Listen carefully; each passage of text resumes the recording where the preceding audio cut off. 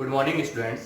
आज हम अपनी कक्षा 12th का सिलेबस जो है मैथ्स का वो शुरू करने जा रहे हैं। और मैथ्स के सिलेबस में हम जो शुरुआत करेंगे वो अकॉर्डिंग टू द संशोधित सिलेबस जो आपका बोर्ड एग्जाम का इस बार जो होने वाला है उसी के अकॉर्डिंग शुरुआत करेंगे। और जो सबसे ईजीएस्ट चैप्टर है आपकी बुक का मैट्रिक्स आव्यूह, उसकी शुरुआत करने वाले हैं आज। तो बच्चों देखते हैं सबसे पहले आव्यूह या मैट्रिक्स कहते किसको है। तो अपने पास पहले डेफिनेशन होगी आव्यूह की।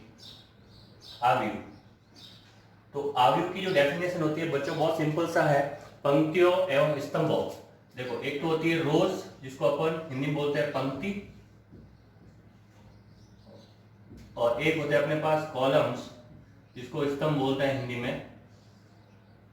ठीक है, इनका जो है एक ग्रुपिंग होगी, इनका जो है एक समूह बनेगा।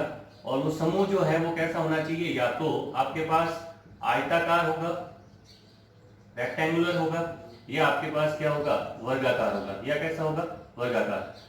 तो इसको हम क्या बोलेंगे, आव्यूह बोलेंगे। यानी कि पंक्तियों एवं कॉलम यानी कि स्तंभों का एक समूह, एक विन्यास जो कि कैसा हो, आयताकार हो या वर्गाकार हो। फॉर एग्जाम्पल अगर मैं बात करूं, आपके पास 2 3 -1 0 2 3, ये एक आयताकार आयताकार समूह हो गया। तो आयताकार समूह हो गया, इसका मतलब ये हो गया आपके पास आव्यूह। और अगर ऐसे में बात करूं 2 3 1 1 2 3 -0 1, ये हो गया आपके पास वर्गाकार समूह पंक्तियों एवं स्तंभों का, इसको बोलेंगे हम आव्यूह मैट्रिक्स। इस तरीके से हमने ये डेफिनेशन देख ली इसकी आव्यूह की कि भाई पंक्तियों एवं स्तंभों का समूह कैसा हो सकता है, आयताकार हो सकता है और वर्गाकार हो सकता है। अब सेकंड जो चीज आती है आव्यूह का ऑर्डर ऑफ मैट्रिक्स, यानी कि आव्यूह का ऑर्डर किसको कहते हैं। तो आव्यूह का ऑर्डर जो है उसके अंदर जितने अवयव होते हैं उसी को आव्यूह का ऑर्डर कहते हैं। सिंपल से अगर मैं बात करूं, मेरे पास एक मैट्रिक्स है 2 3 -1 4 2 1। इस मैट्रिक्स के अंदर जो यहाँ पे m क्रॉस n लिखा जाता है, ये m क्रॉस n ही जो होता है वो होता है ऑर्डर, किसी भी आव्यूह का ऑर्डर होता है। अब इसमें देखो m जो होती है वो होती है आपके पास पंक्तियों की संख्या। m जो होती है वो होती है आपके पास पंक्तियों की संख्या, और जो ये n होता है वो होती है आपके पास स्तंभों की संख्या। पंक्तियां यानी कि रोज और स्तंभ यानी कि कॉलम। अब देखो इसके अंदर जो है मेरे पास कितनी पंक्तियां है, एक ये पंक्तियां इसको बोलते हैं हॉरिजॉन्टल लाइंस को, एक ये पंक्ति एक ये पंक्ति, यानी कि मेरे पास m की वैल्यू कितनी होगी 2, और कॉलम वर्टिकल लाइंस को इनको बोलते हैं कॉलम। तो वर्टिकल लाइंस कॉलम कितने हो गए मेरे पास n = 3। तो इसका मतलब इसका ऑर्डर क्या हो गया, m क्रॉस n, यानी कि 2 क्रॉस 3 वो आ गया मेरे पास 6। यानी कि इस स्थानिक के अंदर इस आव्यूह के अंदर जो है आपके पास टोटल 6 एलिमेंट होंगे, और यही जो है इसका क्या कहलाएगा, ऑर्डर ऑफ मैट्रिक्स, यानी कि m क्रॉस n आव्यूह का ऑर्डर। इस तरीके से आपको ये क्लियर हो गया order of matrix. Next topic देखते हैं हम। नेक्स्ट टॉपिक है जो आपके पास एक आव्यूह को लिखने का व्यवहारिक रूप जो होता है। जैसे मैं बात करूं आव्यूह के अंदर, तो अपन जो है इन आव्यूह को, इन मैट्रिक्स को नॉर्मली जो है कैपिटल लेटर, अंग्रेजी के जो कैपिटल लेटर यानी कि A B C etc इन सबसे लिखते हैं। अंग्रेजी के जितने भी कैपिटल लेटर्स होते हैं इन आव्यूह को उन्हीं से रिप्रेजेंट किया जाता है। नेक्स्ट हमारे पास जो है, अगर मेरे पास कोई व्यवहारिक आव्यूह दिखाना हो तो मैं कैसे दिखाऊंगा, तो A = A I J M cross n, ये आपका एक आव्यूह का फॉर्मूला कह सकते हो आप, या व्यवहारिक रूप जो होता है। अब इसके अंदर एक एक चीज समझते हैं बच्चों। इसमें I जो है वो है आपके पंक्ति, I जो है आपके पास पंक्ति यानी कि रो को बताता है, और J जो है आपके पास कॉलम यानी कि स्तंभ को बताता है। जैसे अगर मैंने बात की कि भाई मेरे पास A31 है, A31 का मतलब ये तीसरी पंक्ति का पहला कॉलम वाला अवयव है। ठीक है, इसी तरीके से ये m क्रॉस n तो मैं पहले बता चुका हूं, ऑर्डर ऑफ मैट्रिक्स यानी कि आव्यूह का ऑर्डर होगा। तो इस तरीके से अगर आपको बोला जाए कि एक आपको सारणिक बनानी है, एक आपको आव्यूह बनाना है 2 क्रॉस 2 का, एक आव्यूह बनाना है 2 क्रॉस 2 का, तो इसका मतलब मुझे पहले A11 चाहिए होगा, A1 के लिए I की वैल्यू 1 रखेंगे और J की वैल्यू भी 1 रखेंगे। उसके बाद नेक्स्ट A12 I की वैल्यू 1 और J की वैल्यू 2। उसी प्रकार A2 क्रॉस 2 में देखो, अगर 2 क्रॉस 2 की बात करेंगे तो कैसा बनेगा, एक अवयव यहाँ पे आएगा, एक यहाँ आएगा, एक यहाँ आएगा, एक यहाँ आएगा। तो ये हो गया A11, ये हो गया A12, यहाँ हो गया आपके पास A21 यानी कि सेकंड पंक्ति पहला कॉलम, और यहाँ हो गया आपके पास A22। तो इस तरीके से आप इस अवयव मैट्रिक्स को व्यवहारिक रूप से A इक्वल्स टू Aij है एलिमेंट यानी कि अवयव है, और ये जो अवयव है आपके पास कोई भी संख्या हो सकती है, कोई भी एबीसीडी का अल्फाबेट हो सकता है, या कोई भी कॉम्प्लेक्स नंबर यानी कि अपन बात करें काल्पनिक संख्या हो सकती है। ये हो गया अवयव को मैट्रिक्स को रिप्रेजेंट करने का तरीका। नेक्स्ट जो चीज है अपने पास अवयव के प्रकार, नेक्स्ट हम पढ़ेंगे अवयव का प्रकार। ये मोस्ट इंपॉर्टेंट टॉपिक है, अगर ये समझ लिया तो आपका पूरा कंसेप्ट क्लियर हो जाएगा। अवयव के अंदर अपन बात करें सबसे पहले अवयव के प्रकार में, तो पहला जो प्रकार होता है इसका पंक्ति अवयव। पंक्ति अवयव, अब देखो पंक्ति अवयव जैसा कि नाम से पता चल रहा है रो मैट्रिक्स यानी कि इसके अंदर जो अवयव होंगे सिर्फ और सिर्फ एक रो होगी, एक पंक्ति होगी। सिंपल से अगर मैं बात करूं 2 3 1, ये जो मैट्रिक्स है जिसके अंदर सिर्फ और सिर्फ एक ही रो है, इसको अपन बोलेंगे रो मैट्रिक्स या पंक्ति अवयव। इसी प्रकार नेक्स्ट जो होता है अपना, नेक्स्ट होता है स्तंभ अवयव। स्तंभ अवयव के अंदर बच्चों ध्यान रखना है, जिसको अपन बोलते हैं कॉलम मैट्रिक्स। इसके अंदर जो है आपके पास सिर्फ और सिर्फ एक कॉलम होगा, जैसे 2 3 और 1, ये एक कॉलम है, तो ये आपका स्तंभ अवयव। ये आपको ध्यान रखना, बेसिक दो चीजें क्लियर हो गई। उसके बाद थर्ड आता है आपके पास शून्य अवयव। थर्ड आता है आपके पास शून्य अवयव, जिसको अपन इंग्लिश में बोलते हैं जीरो या नल मैट्रिक्स। इसके अंदर सारे के सारे एलिमेंट जितने भी अवयव होंगे अवयव के अंदर, वो क्या होने चाहिए, जीरो होने चाहिए। सिंपल से अगर मैं बात करूं, एग्जांपल दूं आपको 0 0 0 0, ये 2 क्रॉस 2 का हो गया। और एग्जांपल दूं 0 0 0 0 0 और ये 0, ये हो गया आपके पास 2 क्रॉस 3 का। इसको रिप्रेजेंट करने का तरीका होता है बड़ा O, बड़ा कैपिटल O से अपन इसको रिप्रेजेंट करते हैं शून्य अवयव को। नेक्स्ट जो अवयव आपके पास आता है बच्चों, वो आता है वर्ग अवयव। ये तीनों क्लियर हो गए। पंक्ति अवयव के अंदर एक पंक्ति होगी, स्तंभ अवयव के अंदर एक स्तंभ यानी कॉलम होगा, शून्य अवयव के अंदर सारे एलिमेंट्स क्या होंगे, शून्य होंगे। अब उसके बाद नेक्स्ट अवयव जो आपके पास आता है बच्चों, वो आता है स्क्वायर मैट्रिक्स यानी कि फोर्थ जो है आपके पास वर्ग अवयव,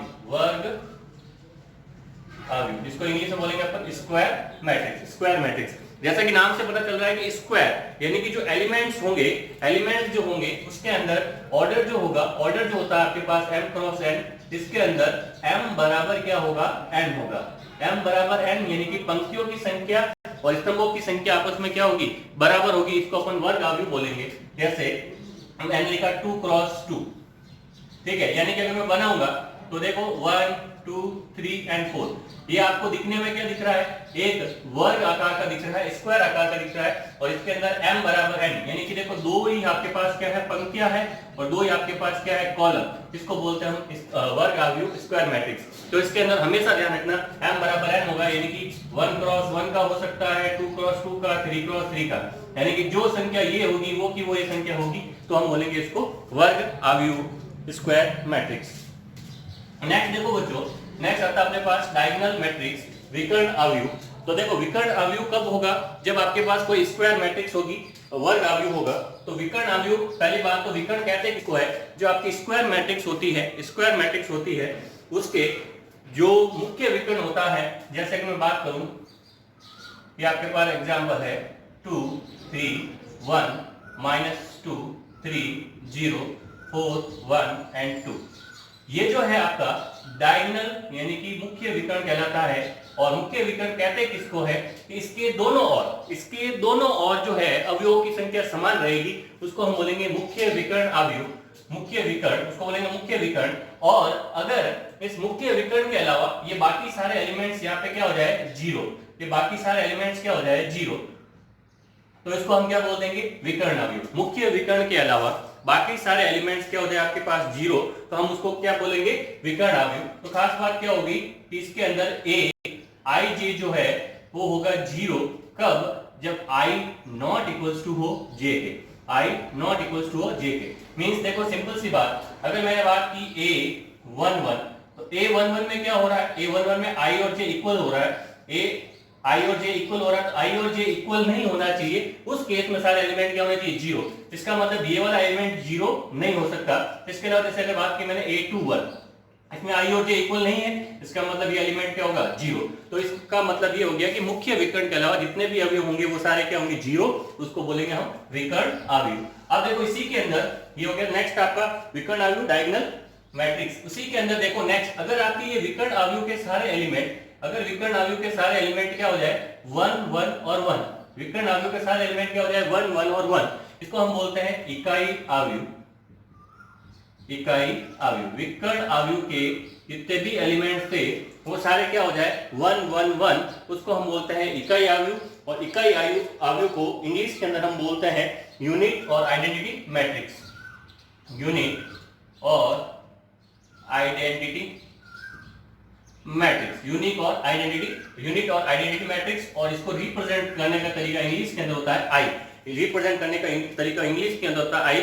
या फिर अगर मैं सिंपल सी बात करूं, इसके अंदर जो आपके पास मुख्य विकर्ण अवयव के अलावा सारे एलिमेंट्स क्या हो गए, 1 1। और अगर इसको दिखाना चाहे तो हम ऐसा दिखाएंगे a i j equals to 0। 0 कब होगा, जब मेरे पास i नॉट इक्वल्स टू होगा j, और 1 कब होगा, जब i इक्वल्स टू क्या होगा, j।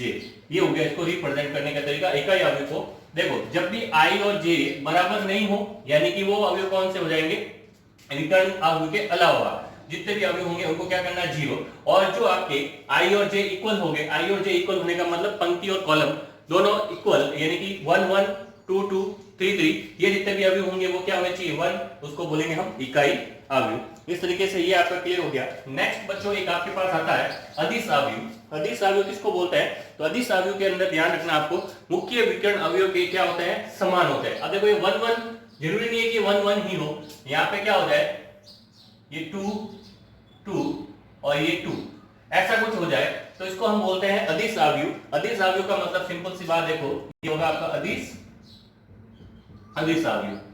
क्या होना चाहिए इसके अंदर, मुख्य विकर्ण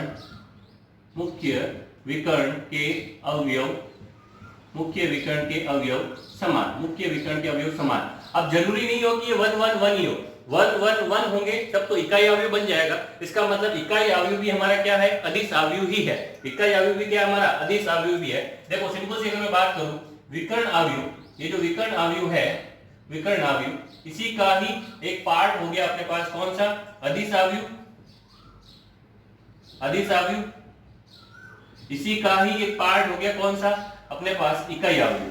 इकाई अवयव यानी कि इकाई अवयव को मैं अदिश अवयव बोल सकता हूं, और अदिश अवयव को मैं जो है विकर्ण अवयव बोल सकता हूं, यानी कि इकाई अवयव को भी मैं विकर्ण अवयव बोल सकता हूं। ये आपको ध्यान रखना है, इसका उल्टा कभी सही नहीं होगा, क्योंकि देखो विकर्ण अवयव का मतलब अदिश अवयव। अब अदिश विकर्ण अवयव के अंदर देखो एलिमेंट जो है अलग अलग भी हो सकते हैं, लेकिन अदिश अवयव के अंदर एलिमेंट, डायगोनल के एलिमेंट क्या होंगे, समान। फिर इकाई अवयव के अंदर डायगोनल के एलिमेंट क्या होंगे, 1 1। तो इस बात का आपको ध्यान रखना है। अगर मेरे को अदिश अवयव को रिप्रेजेंट करना है तो रिप्रेजेंट करने का तरीका क्या रह जाएगा, इसमें हो जाएगा a i j equals to 0। कब, जब i नॉट इक्वल्स टू हो j के, और कोई भी एक कांस्टेंट नंबर यानी कि एक इक्वल नंबर आएगा, कब, जब i इक्वल्स टू होगा j, जब i इक्वल्स टू होगा j।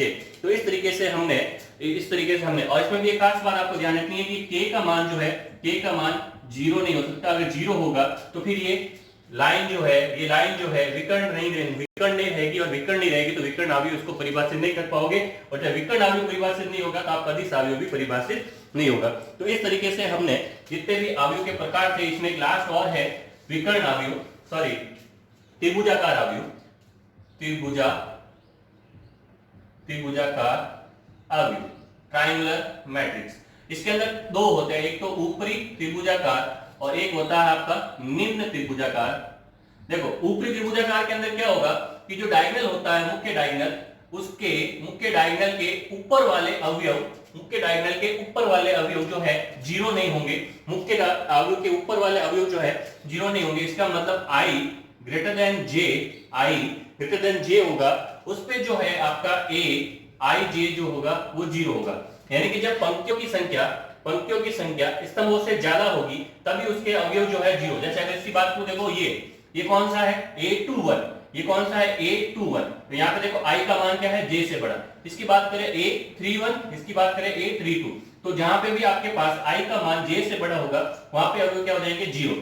निम्न अवयव की बात करूं तो अगर आपके पास i लेस देन j हो, यानी कि इसको उल्टा कर दें, ऊपर वाले अवयव तो क्या रह जाए 0 और इसके नीचे वाले मुख्य विकर्ण के नीचे वाले अवयव जो है मुख्य विकर्ण के नीचे वाले अवयव जो है वो 0 नहीं होने चाहिए। यहाँ पे ये जो लाइन है मैंने लिखी हुई है सेम, जरूरी नहीं है कि सेम रहेगी, अलग भी हो सकते हैं, मुख्य विकर्ण के अवयव अलग अलग भी हो सकता है। तो इसके अंदर देखो I greater than I less than होगा j से, i का मान छोटा होगा j से, उस केस में a i j का मान क्या होगा 0। जैसे अगर मैं बात करूं ऊपर वाला ये वाला अवयव, तो इसके अंदर देखो ये जो है आपका 1 3 है, 1 3 यानी कि देखो 1 i का मान j से क्या है छोटा, तो इस केस में ये अवयव क्या है 0। इस प्रकार हमने अवयव मैट्रिक्स के जितने भी प्रकार थे वो सारे देख लिए। अब उसके आगे का जो कंसेप्ट है वो देखते हैं।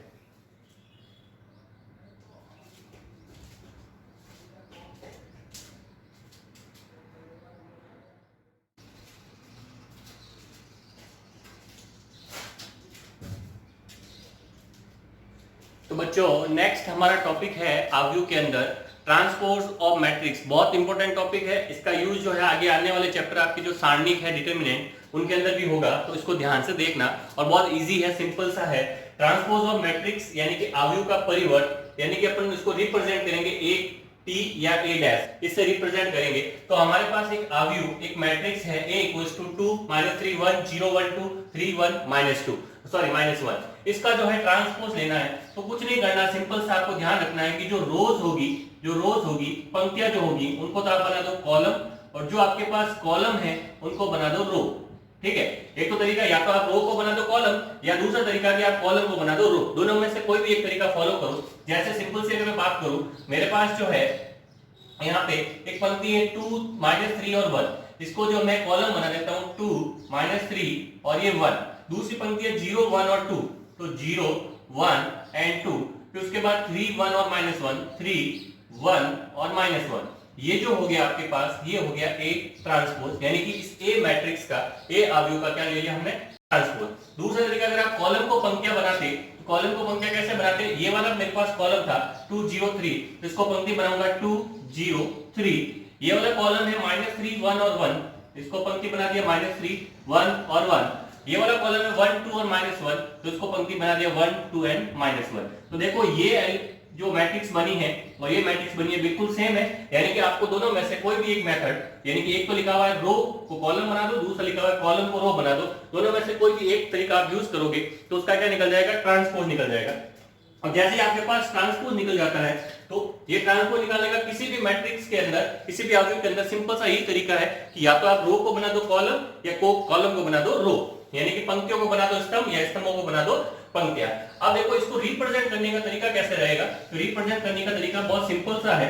हमारे पास एक अवयव जो होता है बेसिकली वो होता है आपके पास a equals to a i j m cross n। जब आप इसका ट्रांसपोज लेते हो a ट्रांसपोज, तो ये बन जाता है आपके पास a j i n cross m। ये आपको ध्यान रखना है। ये जो ट्रांसपोज होता है इसके अंदर i j का हो जाता है j i, यानी पंक्तियां बन गई आपके पास कॉलम, और ये देखो i है आपके पास पंक्तियां, j है कॉलम, तो ये पंक्तियां बन गई आपके पास कॉलम, यानी कि ये जो आपके पंक्तियां थी यहाँ पे आगे थी वो कॉलम की जगह, और ये जो कॉलम थे वो आगे आपके पास पंक्तियों की जगह, और इनका ऑर्डर जो है वो भी क्या हो जाएगा उल्टा हो जाएगा, यानी कि m क्रॉस n की जगह n क्रॉस m हो जाएगा। इस तरीके से आप किसी भी अवयव का जो है क्या निकाल सकते हो परिवर्त, यानी कि ट्रांसपोज निकाल सकते हो। इसके अंदर भी दो होते हैं, आपको ध्यान रखना है। एक तो होता है सममित, एक होता है आपके पास विषम सममित। इनको ध्यान से देखना, ये दोनों जो है इसके टाइप ही है, सममित और विषम सममित। किस प्रकार इसको डिफाइन करते हैं हम, बहुत सिंपल सा तरीका है। अगर आपने किसी अवयव a का ट्रांसपोज निकाला, अगर आपने किसी अवयव a का ट्रांसपोज निकाला और ट्रांसपोज निकालने के बाद इसकी वैल्यू क्या रहती है, सेम ही रहती है, इसकी वैल्यू में जो है कोई फर्क नहीं आता, यानी कि a जो है वो a ट्रांसपोज के इक्वल, यानी कि a ट्रांसपोज निकालने के बाद वो a के इक्वल ही आ रहा है। इसका मतलब सिंपल सा, अगर मैं उदाहरण दूं आपको, ये आपके पास एक उदाहरण है 2 -3 2 -3 -3 एंड 4। ये आपके पास A है, इसका ट्रांसपोज लो आप, A ट्रांसपोज करेंगे तो देखो पंक्ति ये थी, इसको स्तंभ बनाया 2 -3, ये पंक्ति थी, इसको स्तंभ बनाया -3 एंड 4। देखो इन दोनों की वैल्यू में कोई फर्क आया क्या? जो एलिमेंट जहां था वो एलिमेंट वहीं दिख रहा है, जबकि हमने इसका क्या ले लिया ट्रांसपोज। इसका मतलब ये क्या कहलाएगा? सममित आव्यूह। अब विषम सममित आव्यूह के अंदर देखो, विषम सममित आव्यूह के अंदर क्या होगा कि जब आप A का A ट्रांसपोज लोगे तो वो जो होगा क्या आएगा? नेगेटिव निशान के साथ आएगा। यानी कि अगर मैं सिंपल सी बात करूं, A ट्रांसपोज इक्वल्स टू क्या हो जाएगा? Minus of A transpose equals to क्या हो जाएगा? Minus of A। यहाँ पे दोनों क्या रहेंगे? इक्वल, और यहाँ पे क्या हो जाएगा? A transpose equals to minus of A। इसके अंदर खास बात ये रखना है कि इसके डायगोनल के जो अवयव होते हैं, डायगोनल यानी कि विकर्ण, विकर्ण के अवयव क्या रहेंगे? विकर्ण के अवयव क्या रहेंगे? विकर्ण के जो आपके अवयव रहेंगे वो रहेंगे 0। विकर्ण के अवयव क्या रहेंगे? 0। जैसे आपके उदाहरण दूं मैं, आपके पास एक अवयव है A 0 -2 2 एंड 0। इसका जब मैं ट्रांसपोज लेता हूं A ट्रांसपोज, तो देखो आपके पास क्या होता है? 0 -2, क्योंकि इस पंक्ति को हमने स्तंभ बना दिया, एंड 2 एंड 0। यहाँ पे आप एक चीज नोटिस कर रहे हो कि सर जहां माइनस था वहां पे क्या आ रहा है? प्लस, और जहां प्लस था वहां पे क्या आ रहा है? माइनस। इसका मतलब यहाँ पे जो है सिंपल सी बात है कि आपने A को जो है, इस A को जो है माइनस से गुणा किया, यानी कि A जो ट्रांसपोज है उसमें आपने क्या किया? A को माइनस से गुणा किया।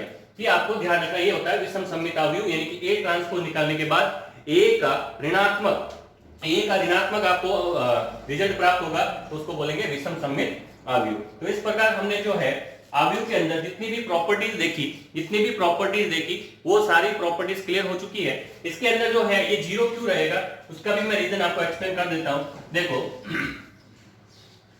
हमने क्या देखा कि A ट्रांसपोज जो है वो माइनस ऑफ A होता है। अगर मैं सिंपल सी बात करूं, मेरे पास एक एलिमेंट है Aij, यानी कि ये क्या रहना चाहिए? माइनस का Aj। अगर मैंने बात की विकर्ण का कोई भी एक अवयव, जैसे मैंने लिया A11, तो यहाँ पे रख के देखो A11 equals to minus of A11, ये इधर आके क्या हो जाएगा? प्लस, तो हो जाएगा 2 ऑफ A11 इक्वल्स टू 0, यानी कि A11 इक्वल्स टू 0। इस प्रकार हर बार जो डायगोनल यानी कि विकर्ण का अवयव होगा वो क्या प्राप्त होगा? आपको 0 प्राप्त होगा। किसके अंदर? विषम सममित आव्यूह के अंदर। तो इस प्रकार आव्यूह के जो टाइप थे, आव्यूह का ट्रांसपोज और मैट्रिक्स यानी कि आव्यूह का परिवर्त के अंदर सममित और विषम सममित आव्यूह, वो सब कुछ हमने देख लिया। अब जो है इसके क्वेश्चंस, जो डिफरेंट काइंड ऑफ क्वेश्चंस जो है इस चैप्टर के, वो हम सॉल्व करेंगे, जो आपकी 3.1 और 3.2 एक्सरसाइज के अंदर है। सबसे पहले जो है इसका फर्स्ट क्वेश्चन है आपके पास, इसके अंदर आपको बोला है कि A इक्वल्स टू, आपके पास एक मैट्रिक्स है जिसके अंदर Aij, और बोला कि यहाँ पे 2 क्रॉस 4 लिखा हुआ है, और बोला कि इसके कुल अवयव कितने होंगे।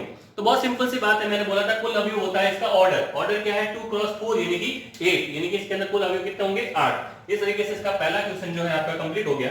इसका सेकंड एक और क्वेश्चन जो बताता हूं मैं आपको, जिसमें दे रखा है k+4, एक मैट्रिक्स दे रखी है k+4 -1, फिर दे रखा है 3k -6, और इसके इक्वल में आपको एक और मैट्रिक्स दे रखी है जिसके अंदर आपके पास एलिमेंट है A -1 3 एंड ये -3। इस प्रकार आपको एलिमेंट्स दे रखे हैं। तो सॉरी यहाँ पे -4 है। तो इसके अंदर जो है आपको A और K की वैल्यू फाइंड करनी है। तो कोई दिक्कत नहीं है, आपको ध्यान रखना है कि कोई भी दो अवयव समान तब होंगे जब उनके ऑर्डर क्या होने चाहिए? समान। तो ऑर्डर देख लो इसके अंदर, ये 1 ये 2 1 एंड 2, यानी कि ये भी आपके पास 2 क्रॉस 2 का है, ये भी आपके पास 2 क्रॉस 2 का है। इसका मतलब ये समान हो सकता है कब? जब इनके एलिमेंट भी क्या हो? समान, यानी कि इनके प्रत्येक अवयव भी दूसरे के क्या हो? समान हो। तो इसका मतलब एक इक्वेशन यहां से बन जाएगी मेरे पास k+4 इक्वल्स टू A, और दूसरी इक्वेशन बन जाएगी k -6 इक्वल्स टू -4। तो यहां से -6 उधर जाके क्या हो जाएगा? प्लस, यानी कि k की वैल्यू कितनी आ जाएगी? 2, और ये k की वैल्यू हम 2 लाके यहां पुट करेंगे, 2 + 4 इक्वल्स टू A, यानी कि 6 इक्वल्स टू A, यानी कि A की वैल्यू कितनी आ जाएगी आपके पास? 6। इस तरीके से आप इस प्रश्नावली के अंदर बहुत सारे ऐसे सवाल दे रखे हैं, उसको भी सॉल्व कर सकते हो, कोई दिक्कत वाली बात नहीं है। नेक्स्ट टाइप का जो क्वेश्चन है इसके अंदर आपके पास, कि आपको बोला कि 6 अवयव यानी कि 6 एलिमेंट्स के लिए क्या क्या ऑर्डर पॉसिबल हो सकते हैं। तो आपको देखना है, देखो 6 एलिमेंट्स के लिए क्या क्या ऑर्डर पॉसिबल हो सकता है, मुझे 6 लाना है, यानी कि 1 × 6 होता है, या फिर 6 × 1 6 होता है। उसके अलावा दूसरा पॉसिबल ऑर्डर हो सकता है 2 × 3 और 3 × 2। इसके अलावा और कोई पॉसिबल नहीं हो सकता, क्योंकि आपको जो है m या n, ये जो पंक्तियों की संख्या, स्तंभों की संख्या क्या होनी चाहिए, पूर्णांक होनी चाहिए, एक होल नंबर होना चाहिए, पूर्ण संख्या होनी चाहिए, यानी कि आप इसको फ्रैक्शन में नहीं ला सकते। इसका मतलब इसके लिए 4 ऑर्डर पॉसिबल होंगे। ये क्वेश्चन भी हो गया। नेक्स्ट जो है आपको, नेक्स्ट जो प्रश्न दे रखा है उसमें बोला कि आपको 2 क्रॉस 2 की जो है आव्यूह यानी कि मैट्रिक्स बनानी है, कब, जब उसका एक पद जो है आपको बोला गया है a इक्वल्स टू, आपके पास दे रखा है i प्लस 2j का होल स्क्वायर बटे में आपको दे रखा है नेक्स्ट 2i। इसको आपको जो है सॉल्व करके 2 क्रॉस 2 की आपको जो है मैट्रिक्स बनानी है। तो आपको ध्यान रखना है कि 2 क्रॉस 2 की जब मैट्रिक्स बनाएंगे हम, तो हमारे पास यहाँ पे जो एलिमेंट आएगा a11, यहाँ पे आएगा a12, यहाँ पे आएगा a21, यहाँ पे आएगा a22, यानी कि आपके पास i और j के मान आ गए, उनको वहां पे पुट करते हैं। तो सबसे पहले a11 के लिए हम पुट करेंगे i को 1 और j को भी 1, तो 1 प्लस 2 का होल स्क्वायर अपॉन 2। कैसे, 1 यहाँ पे आ गया, 2 इंटू 1 2 हो गया, और यहाँ पे आ गया 2 इंटू 1 2, तो ऊपर हो गया आपके पास 3 का होल स्क्वायर 9 अपॉन 2। इसी प्रकार a12 निकालोगे तो 1 2 के केस में आपके पास ऊपर हो जाएगा 1 प्लस, क्योंकि i की जगह तो 1 ही है, लेकिन j की जगह क्या आ जाएगा 2, तो 2 इंटू 2 हो जाएगा 4 अपॉन 2 इंटू 2 हो जाएगा 4, 5 का स्क्वायर 25 अपॉन 4। इसी प्रकार नेक्स्ट अपन a21 निकालेंगे। a21 में अब i का मान क्या हो गया 2, तो यहाँ पे आ जाएगा 2 और यहाँ पे j का मान कितना है 1, तो 2 प्लस 2 कितना हो जाएगा 4 का स्क्वायर 16 अपॉन क्या आ जाएगा 2 इंटू 2 हो जाएगा 4, ये आ जाएगा आपके पास 4, कोई दिक्कत नहीं है। इसी प्रकार लास्ट a22 निकालेंगे तो i की जगह भी आ जाएगा आपके पास 2, j की जगह पे आपके पास आ जाएगा 2 इंटू 2 कितना हो जाएगा 4, बट डिवाइड में कितना आ जाएगा 2 इंटू 2 4, यहाँ पे इसका होल स्क्वायर है, तो ये हो जाएगा आपके पास 4 एंड 2 कितना हो गया 6 का स्क्वायर 36 अपॉन 4 इक्वल्स हो जाएगा 9। अब इसको आप मैट्रिक्स में लिख देंगे तो हो जाएगा 9/2, 25/4 एंड 4 एंड ये 9। इस प्रकार ये आपने ऑर्डर 2 क्रॉस 2 की क्या बना दी, मैट्रिक्स बना दी। इसके अंदर 2 और आपके पास क्वेश्चंस है, उनको आप इसी तरीके से सॉल्व कर सकते हो, कोई दिक्कत वाली बात नहीं होगी। अगर कोई दिक्कत और डाउट रहता है तो आप मुझे कमेंट बॉक्स में कमेंट करके जरूर बता देना। नेक्स्ट जो टाइप का आपके पास क्वेश्चन है उसके अंदर दे रखा है a इक्वल्स टू, आपके पास है a माइनस 2, इधर दे रखा है 3 2c, उसके बाद नेक्स्ट दे रखा है 12c, यहाँ पे आपके पास दे रखा है b प्लस 2, यहाँ दे रखा है bc। ये बोला आपके पास a है, और दूसरा आपको बोला b जो है आपको दे रखा है bc 6, उसके बाद नेक्स्ट 6b, यहाँ पे दे रखा है आपके पास a एंड ये 3b। ये एलिमेंट्स आपको दे रखे हैं, ये आपको आव्यूह जो है ये आपको जो मैट्रिक्स है दे रखी है। बोला कि ये दोनों मैट्रिक्स जो है इक्वल है, यानी दोनों समान है, तो इनमें आपको a b c के जो भी मान है वो बताने हैं, तो कोई दिक्कत नहीं है। अगर ये समान है तो ये किसके बराबर होगा, इसके, यानी कि a माइनस 2 बराबर होगा किसके, b के, और ये 2c किसके बराबर होगा, 2c बराबर होगा किसके, 6 के, यानी कि c की वैल्यू कितनी आ गई 3, कोई दिक्कत नहीं है। नेक्स्ट जो है आपके पास ये जो 6b बराबर होगा 12c के, यानी कि 12c बराबर 6b, ये पहले काट देंगे कितनी बार, 2 बार, तो 2 इंटू c का मान कितना है 3 बराबर b, यानी कि b की वैल्यू कितनी आ गई 6, b की वैल्यू 6 आ गई। अब अपने पास यहाँ पे वैल्यू थी a माइनस 2 बराबर 6, ये माइनस 2 जाके क्या हो जाएगा प्लस, a बराबर क्या आ जाएगा a। इस तरीके से आप किसी भी एलिमेंट की वैल्यू फाइंड कर सकते हो, कब, जब आपके पास दो आव्यूह जो है समान आव्यूह हो, तो उसमें प्रत्येक एलिमेंट दूसरे के क्या होता है, बराबर होता है, इक्वल होता है। ये हो गया। नेक्स्ट जो है आपके पास, नेक्स्ट आपको सवाल दे रखा होगा, ये दे रखा है आपके पास a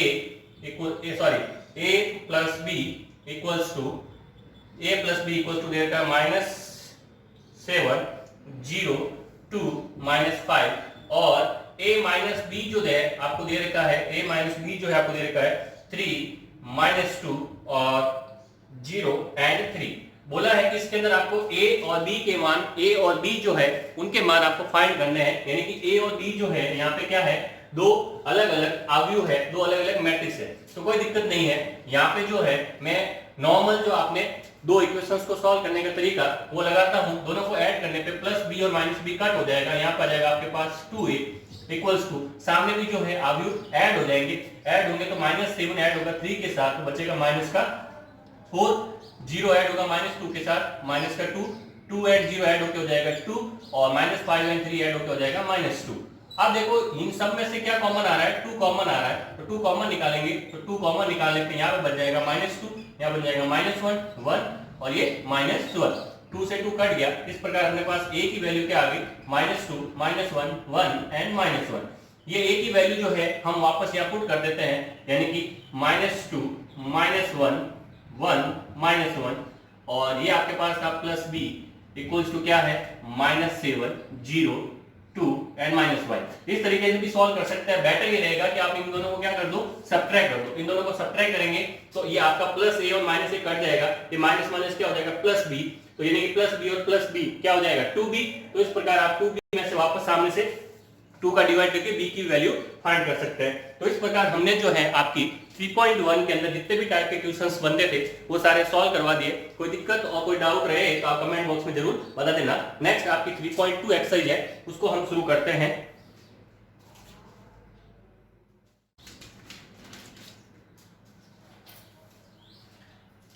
तो बच्चों नेक्स्ट आपकी जो 3.2 एक्सरसाइज है, 3.2 एक्सरसाइज के अंदर जो आपके एक टाइप का जो सवाल था मैंने वो अभी करवा दिया आपको कि भाई आपके पास दो मैट्रिक्स a प्लस बी और a माइनस दी रखी थी और a माइनस बी दी रखी थी और उससे आपको a और b फाइंड करने थे। सेकंड टाइप का जो सवाल है इसके अंदर आपको a और b अलग अलग से दे रखी है, उसके अंदर जो है आपको a प्लस बी फाइंड करना है। तो अवयव दो मैट्रिक्स का योग जो है आपको क्या करना है कि मैट्रिक्स के अंदर जो एलिमेंट्स है जो जहां जुड़ेगा, यानी कि सेम अगर इसमें बात करूंगा a प्लस बी की, तो a प्लस बी में ये जो आपका a11 है, a11 ये b11 के साथ ऐड होगा, a जो आपका 12 है वो b12 के साथ ऐड होगा। इसी प्रकार बाकी एलिमेंट्स ऐड हो जाएंगे, यानी कि इसका जो रिजल्ट आएगा आपके पास, रिजल्ट की बात करूंगा -3 + 5 ये हो जाएगा आपके पास 2, फिर 2 + 5 कितना हो जाएगा आपके पास 7, 1 - 2 क्या आ जाएगा आपके पास -1, फिर 1 - 1 क्या हो जाएगा 0, फिर -4 and +4 ये भी क्या हो जाएगा 0, फिर 7 - 2 क्या आ जाएगा 5। इस तरीके से हमने क्या कर दिया, दो अवयव दो मैट्रिक्स का योग निकाल दिया। इसी प्रकार माइनस के केस में ये वाला एलिमेंट देखो a में से b घटाना है, यानी कि इसमें से क्या घटाना है ये वाला, तो -3 - 5 कितना हो जाएगा -8, 2 - 5 क्या आ जाएगा -3, ये 1 माइनस क्या हो जाएगा +2, क्योंकि देखो a में से b घटा रहे हैं, ये 1 ये माइनस इसका और बीच में माइनस, तो माइनस क्या हो जाएगा +2, तो 1 + 2 कितना हो जाएगा 3। उसके बाद देखो 1 माइनस क्या हो जाएगा प्लस, तो ये आ गया 2, फिर -4 माइनस यहाँ पे ऐड होके कितना हो जाएगा -8, और 7 - +2 कितना हो जाएगा 9। इस प्रकार हमने a - b भी निकाल दिया। यहाँ तक कोई दिक्कत नहीं है, जोड़ने घटाने में कोई दिक्कत नहीं होनी चाहिए आपको बच्चों। मेन जो चीज इसमें सीखने वाली है वो गुणा करना, क्योंकि इसका कंसेप्ट आगे आपके सारणिक वाले में भी काम आएगा। तो उसका एक एग्जांपल मैंने आपके लिए ले रखा है, a = 2 - 1 3 and 2 and b = 0 4 - 1 and 7। इसके अंदर जो वैल्यू फाइंड करनी है आपको 3a² - 2b की वैल्यू फाइंड करनी है। तो अब आपको यहाँ पे दिखेगा कि a², सर a² कैसे निकालेंगे, तो a² को सिंपल सा आप ऐसे लिखो, a² क्या है a × a है, यानी कि मुझे a मैट्रिक्स को a अवयव को उसी से गुणा करवाना है। तो सिंपल सी बात है, पहले आप उसको लिख दो 2 - 1 3 2, इसको जो है इसी से मल्टीप्लाई करना है, यानी कि 2 - 1 3 and 2। अब देखो एक चीज, किसी भी दो अवयव का मल्टीप्लाई यानी कि गुणा तभी होगा, कैसे, जैसे अगर मैंने बात की एक मेरे पास है m × n की, ठीक है, दूसरी मेरे पास है n × p की। तो अगर ये जो है पहली अवयव पहली मैट्रिक्स का जो स्तंभ है और दूसरी अवयव यानी कि दूसरी मैट्रिक्स का जो कॉलम है, सॉरी पंक्ति है, यानी कि ये कॉलम इस पंक्ति के बराबर होंगे, तभी इनका जो है मल्टीप्लाई पॉसिबल होगा, तभी इनका जो है गुणा पॉसिबल होगा। जैसे अगर मैंने एक अवयव लिख दी आपके पास 2 × 3 की, एक लिखी 4 × 2 की, तो इनका मल्टीप्लाई पॉसिबल नहीं है, क्योंकि ये 3 एंड ये पंक्तियों की संख्या समान नहीं है। अगर यहाँ पे 3 होता तो इनका मल्टीप्लाई पॉसिबल हो जाएगा, और जो रिजल्ट आएगा वो इनके ऑर्डर में आएगा। रिजल्ट किसके ऑर्डर में आएगा, इन दोनों के। तो यहाँ पे जो रिजल्ट आएगा वो किसमें आएगा, m × p में आएगा। ये आपको ध्यान रखना है मल्टीप्लाई करते वक्त। अब देखो यहाँ पे जो था आपके पास, ये जो थी ये थी आपके पास 2 × 2 की, ये जो थी आपके पास 2 × 2 की, यानी कि ये आपस में समान, रिजल्ट आएगा वापस 2 × 2 में। तो कैसे करते हैं, देखो सिंपल सा कुछ नहीं करना, इस पंक्ति को जो है आपको लेके जाके इस कॉलम के पास खड़ा कर देना है, यानी कि 2 कहां पे खड़ा होगा, इस 2 के पास में, तो 2 × 2 कितना हो जाएगा 4, ठीक है। ये -1 कहां पे खड़ा होगा, 3 के पास में, -3 × 1, सॉरी 3 × -1 क्या आएगा -3। एक्चुअल में हम ऐड करते हैं लेकिन इसका निशान क्या आ रहा है माइनस, तो इसलिए माइनस। ये 2 and 1 -1 ले जाके इसके पास में खड़ा करेंगे, ये 2 किसके पास में, -1 के पास में हो जाएगा -2, और ये -1 किसके पास में, इस 2 के पास में हो जाएगा -2, कोई दिक्कत नहीं। तो ये 3 and 2, नेक्स्ट ये 3 and 2 जाके ऐसे खड़े होंगे, तो 3 किसके पास में, 2 के पास में, 3 and 2 हो जाएगा 6, 3 × 2 6। ये 2 इंटू 3 भी क्या हो जाएगा 6, बीच में ऐड करेंगे, फिर ये 3 जाएगा इसके पास में तो हो जाएगा माइनस का 3, और ये 2 जाएगा इसके पास में तो 2 इंटू 2 हो जाएगा 4। अब देखो नेक्स्ट इसको सॉल्व कर देते हैं, ये आ जाएगा 1, ये आ जाएगा माइनस का 4, ये आ जाएगा आपके पास 12, ये आ जाएगा 1। ये निकाल दी हमने a स्क्वायर, यानी कि a इंटू a। इसी प्रकार कितने भी ऑर्डर की जो आपके पास मैट्रिक्स हो सकती है, आप उसका आराम से अवयव का गुणा कर सकते हो। कुछ नहीं करना, एक की जो है पंक्ति को दूसरे के स्तंभ के पास खड़ा करो, हर एक एलिमेंट आपस में मल्टीप्लाई करो और बीच में क्या करते जाओ, प्लस करते जाओ, ऐड करते जाओ। पता कैसे चलेगा कि कितने ऑर्डर की आएगी? तो ये जो आपके पास बचे हुए नंबर्स है, इनका ऑर्डर जो है वो बताएगा आपको कि कितने ऑर्डर की आपके पास जो है अवयव यानी कि मैट्रिक्स आएगी। अब देखो ये निकल गया a स्क्वायर, अब आपको क्या करना है, इसी का 3 से मल्टीप्लाई करना है, तो कोई दिक्कत नहीं है, इसको मैं लिख देता हूँ। a स्क्वायर मेरे पास आ चुका है, a स्क्वायर यहाँ से मैं मिटा देता हूँ उसको। ये जो वैल्यू है आपके पास किसकी है, ये वैल्यू है आपके पास a स्क्वायर की। अब देखो इस a स्क्वायर को मैं ऊपर कर देता हूँ 3 इंटू a स्क्वायर, तो यानी कि हर एक एलिमेंट का क्या करना है, 3 से गुणा, तो 3 माइनस 12, ये हो जाएगा आपके पास 36, और ये हो जाएगा आपके पास 3, कोई दिक्कत नहीं। और b वाली जो मैट्रिक्स है उसको क्या करना है, -2 से मल्टीप्लाई। ये रहा b वाला मैट्रिक्स आपके पास, तो b वाली मैट्रिक्स को कर दिया मैंने, b वाली मैट्रिक्स को करना है -2 से मल्टीप्लाई, ये -2 से मल्टीप्लाई, माइनस का 2b, यानी कि हो जाएगा आपके पास 0, माइनस का 8, ये हो जाएगा माइनस माइनस प्लस का 2, और ये हो जाएगा माइनस का 14। अब क्या करना है इन दोनों को, अब इन दोनों को आपको क्या करना है, सिंपल सा ऐड करना है, क्योंकि मैंने इसको ऑलरेडी -2 से मल्टीप्लाई कर दिया, यानी कि दोनों को क्या करना है, ऐड करना है। तो ऐड करेंगे तो क्या आ जाएगा मेरे पास 3, 36 -12 3, और यहाँ पे जो है प्लस, ठीक है, 0 -8 2 एंड -14। बच्चों आपके दिमाग में ये नहीं होना चाहिए कि सर आपने प्लस क्यों किया, यहाँ पे माइनस था। ये जो माइनस था मैंने ऑलरेडी इसको माइनस में मल्टीप्लाई कर दिया है, तो इसका मतलब बाद में क्या करना है, मुझे ऐड ही करना है। तो 3 का 0 में ऐड करोगे तो क्या हो जाएगा, ये हो जाएगा 3, ये ऐड होकर कितना हो जाएगा, माइनस का 20, ये ऐड हो जाएगा आपके पास हो जाएगा 38, और ये ऐड होकर हो जाएगा आपके पास माइनस का 11। इस प्रकार हम किसी भी मैट्रिक्स का अवयव का गुणा करके उसके अंदर जितनी भी संख्याएं हैं, जितने भी आपको रिजल्ट निकालने हैं, वो आप निकाल सकते हो आराम से, कोई दिक्कत नहीं होगी। अगर कोई दिक्कत रहती है तो मेन चीज आपको मल्टीप्लाई पे ही प्रैक्टिस करनी है। अगर आपने मल्टीप्लाई सीख लिया अवयव के अंदर, मैट्रिक्स के अंदर, तो आपके सारे क्वेश्चंस आराम से कर सकते हो। नेक्स्ट टाइप का जो आपके पास एक सवाल है वो अपन देखते हैं, जिसके अंदर आपको ए मैट्रिक्स जो दे रखी है, ए मैट्रिक्स के अंदर आपको दे रखा है 4 2 -5, 4 2 -5, और इसके अंदर ये नेक्स्ट रो है 1 0 एंड 3। दूसरी आपके पास बी जो मैट्रिक्स है, बी मैट्रिक्स के अंदर आपके पास एलिमेंट है 6 -7 0, 6 -7 0, -1 2 एंड 5, और लास्ट जो रो है उसके अंदर है 1 0 2, 1 0 2। इसके अंदर जो है ये सवाल आपकी 3.2 एक्सरसाइज का है। इसके अंदर जो है आपको ये प्रूव करना है कि AB का ट्रांसपोज यानी कि A इंटू बी का ट्रांसपोज इक्वल्स टू होगा B का ट्रांसपोज इंटू A का ट्रांसपोज। ये आपको सिद्ध करना है। इसका मतलब एज ए प्रॉपर्टी आप इसको प्रूव कर रहे हैं, एक प्रॉपर्टी है उसको आप प्रूव कर रहे हैं। तो सिंपल सी बात है, एक और प्रॉपर्टी बता देता हूं मैं आपको। अगर आपके पास कोई मैट्रिक्स A है, अगर आपने उसका अवयव ट्रांसपोज निकाला A ट्रांसपोज, और इसका वापस आपने ट्रांसपोज निकाला A ट्रांसपोज का ट्रांसपोज, तो वो क्या आएगा, A आएगा। ये भी आपको ध्यान रखना है। नेक्स्ट अब इसको प्रूव करते हैं। तो इसके अंदर देखो पहली चीज क्या है, A इंटू बी है, तो A इंटू बी होगा या नहीं वो चेक करते हैं। देखो 2 पंक्तियां 3 कॉलम यानी कि 2 क्रॉस 3, यहाँ पे देखो 3 पंक्तियां और 3 ही कॉलम यानी कि 3 क्रॉस 3, ये 3 एंड ये 3 समान है, इसका मतलब मल्टीप्लाई तो होगा, लेकिन मल्टीप्लाई होने के बाद रिजल्ट क्या आएगा, 2 इंटू 3 का आएगा। तो 2 इंटू 3 की मैं पहले बना देता हूँ एक मैट्रिक्स 2 इंटू 3 यानी कि 1 2 3 1 2 3, ये होगी 2 इंटू 3 की मैट्रिक्स। अब देखो क्या करना है, ये 4 2 एंड -5 जाके ऐसे खड़े होंगे, 4 का मल्टीप्लाई किसके पास, 6 के पास, तो कितना आ जाएगा 24, ठीक है। ये 2 जो है इसके पास खड़ा रहेगा तो आ जाएगा -2, ये -5 इसके पास खड़ा रहेगा तो आ जाएगा -5। यहाँ तक कोई दिक्कत नहीं, इसको थोड़ा बड़ा कर लेते हैं। आपके पास ये हो गया फर्स्ट, उसके बाद ये 4 2 एंड -5 जाके ऐसे भी खड़े होंगे, तो 4 का मल्टीप्लाई -7 से तो आ जाएगा -28, 2 का मल्टीप्लाई 2 से तो हो जाएगा 4, और -5 का मल्टीप्लाई 0 से हो जाएगा 0। फिर ये 4 2 एंड -5 ऐसे खड़े होंगे, 4 का मल्टीप्लाई किसके पास, 0 के पास, तो हो जाएगा 0, 2 का मल्टीप्लाई 5 से हो जाएगा 10, एंड -5 का मल्टीप्लाई -2 से हो जाएगा -10, कोई दिक्कत नहीं। अब देखो नेक्स्ट 1 0 एंड 3, 1 0 एंड 3 यानी कि ऐसे जाएंगे, 1 का मल्टीप्लाई 6 के पास तो हो जाएगा 6, 0 का -1 से तो हो जाएगा 0, और नेक्स्ट 3 का मल्टीप्लाई 1 से तो हो जाएगा 3, 1 0 एंड 3 -7 एंड 2 के पास, तो 1 का मल्टीप्लाई -7 से तो -7, 0 का मल्टीप्लाई 2 से तो हो जाएगा 0, एंड 3 का मल्टीप्लाई 0 से तो b हो जाएगा 0। फिर 1 0 एंड 3 0 5 2 के पास, तो 0 से मल्टीप्लाई हो गया 1 का 0, 0 का मल्टीप्लाई 5 से तो भी 0 एंड 3 का मल्टीप्लाई 2 से हो जाएगा आपके पास 6। इस प्रकार हम निकाल रहे हैं ये AB, तो ये AB की वैल्यू आपके पास आ गई, AB की वैल्यू आ गई आपके पास 24 माइनस ये हो जाएगा 7, तो 24 माइनस 7 हो जाएगा आपके पास 17। ठीक है, नेक्स्ट आपके पास देखो नेक्स्ट आपके पास हो जाएगा, ये हो जाएगा आपके पास माइनस का 24, ये हो जाएगा आपके पास 0, ये हो जाएगा आपके पास 9, ये हो जाएगा आपके पास -7 और वो हो जाएगा आपके पास 6। यहाँ तक कोई दिक्कत नहीं है।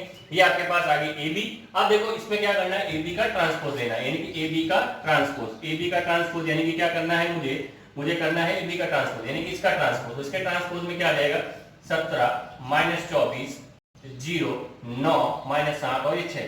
ट्रांसपोज लेना मैंने आपको बताया है, पंक्ति को क्या बना दो, कॉलम, पंक्ति को बना दिया कॉलम, इस पंक्ति को भी बना दिया कॉलम। ये तो हो गया AB का ट्रांसपोज। अब मुझे क्या करना है, B का ट्रांसपोज A का ट्रांसपोज निकाल के देखना है, तो ये वैल्यू आती है नहीं, तो मैं क्या करता हूँ, AB ट्रांसपोज की वैल्यू जो है यहाँ पे ऊपर लिख लेता हूँ, उसके बाद मैं इसको सॉल्व करता हूँ। तो देखो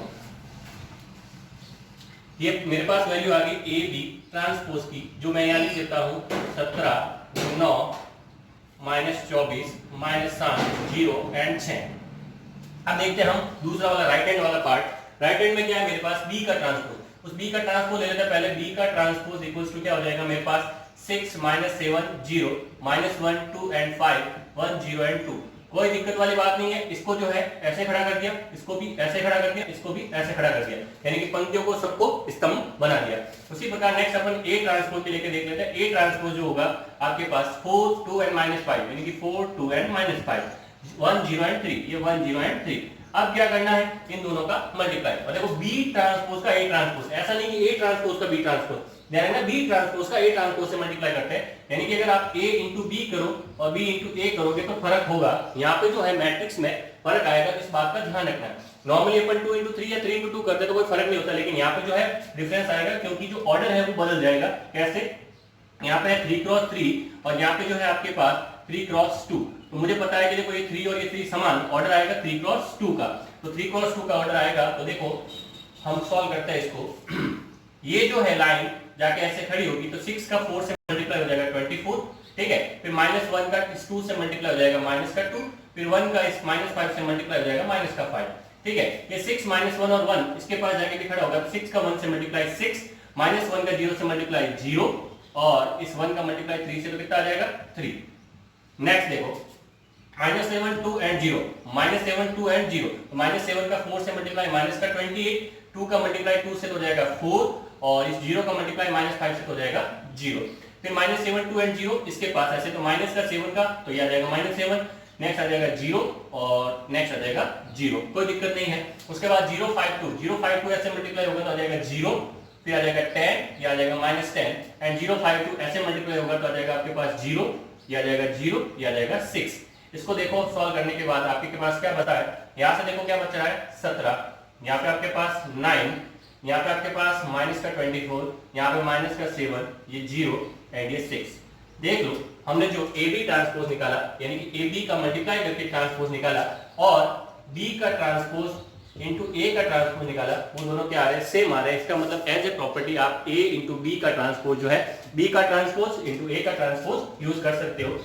ये आपकी बुक का 3.2 का ये क्वेश्चन था। तो बच्चों इस प्रकार हमने जो है आपकी अवयव मैट्रिक्स के अंदर जितने भी आपकी प्रॉपर्टीज थी वो भी देख ली, और उन प्रॉपर्टीज के यूजेस यानी कि कुछ क्वेश्चंस सॉल्व किए हैं। सारे क्वेश्चन मैंने अभी यहाँ पे बोर्ड पे नहीं करवाए और ना ही पॉसिबल हो पा रहा है मेरे लिए अभी, लेकिन आपको अगर जो नंबर ऑफ क्वेश्चंस के अंदर जिस क्वेश्चन का डाउट हो आप मेरे को कमेंट बॉक्स में मेंशन कर देना कि सर ये वाला क्वेश्चन आप सॉल्व करके बताओ, तो मैं आपको जरूर सॉल्व करके बता दूंगा।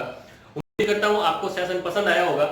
आप लोगों को अपनी बोर्ड की जो पढ़ाई है लगातार जारी रखनी है, लगातार रिवीजन करते रहना है, और इस प्रकार जो है नेक्स्ट जो आपकी क्लास होगी डिटरमिनेंट सारणिक, वो मैं कल जो है आपको यहाँ पे यूट्यूब चैनल पे दे दूंगा। आप लोगों को अपनी प्रैक्टिस जारी रखनी है। थैंक यू, धन्यवाद।